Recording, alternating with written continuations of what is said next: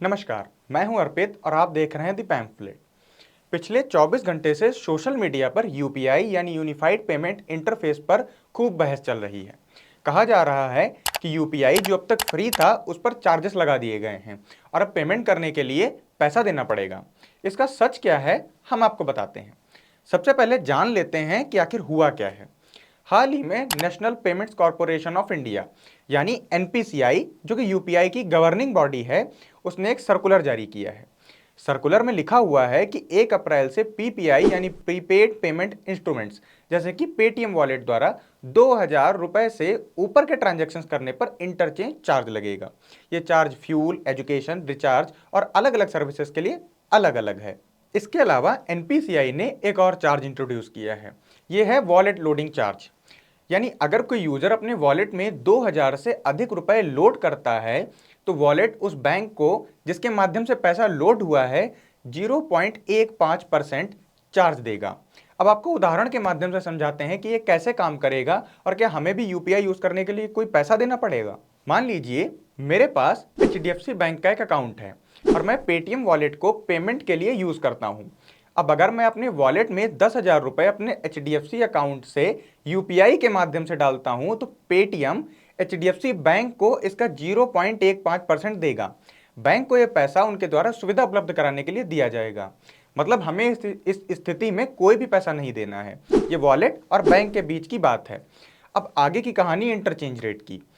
मान लीजिए मैं इन 10,000 रुपयों को लेकर किसी दुकान पर जाकर एक फोन खरीदता हूं और दुकान पर पेमेंट करता हूं।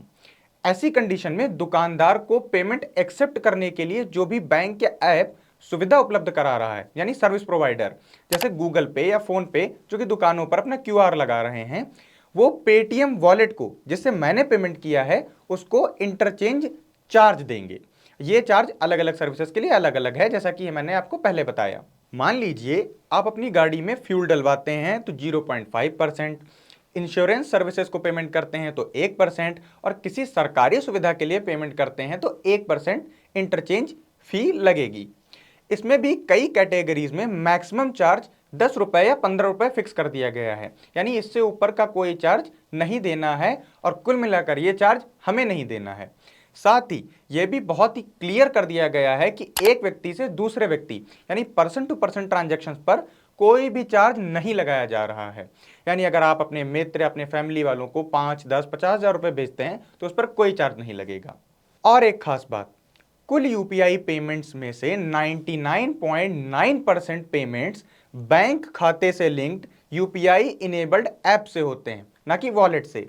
ये वाले चार्जेस मात्र वॉलेट ट्रांजैक्शन पर लग रहे हैं, यानी आपको इन नए नियमों का प्रभाव मालूम तक नहीं पड़ेगा। यानी बॉटम लाइन ये है कि हमें और आपको यूपीआई यूज करने का कोई पैसा नहीं देना।